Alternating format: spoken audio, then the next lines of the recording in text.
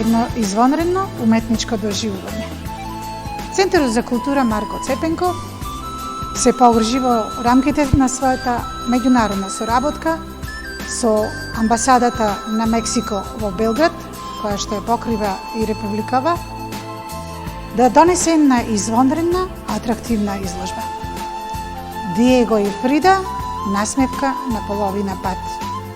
Изложба од црно-бели фотографии, која што, почитувани, ќе имате можност да ја проследите до 10 јуни оваа година. Изложбата опфаќа 95 црно-бели фотографии и артефакти преку кои се прикажува универзумот на Диего Ривера и Фрида Кало, уметници кои се еден од најконтроверзните парови во нивната љубов, а чие влијание ги надминало светските граници.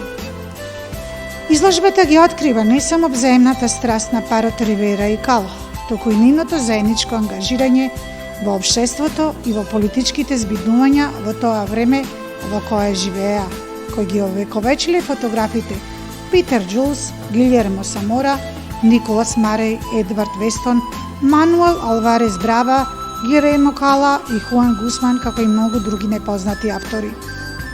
Фотографиите ги овековечиле различните етапи од животот на парот, од љубовта и смртта, од нивното венчавање во 1929 година до 1954 година и смртта на Кало, и се осликува бесконечното согласување и несогласување во првата половина на 20 век во Мексико.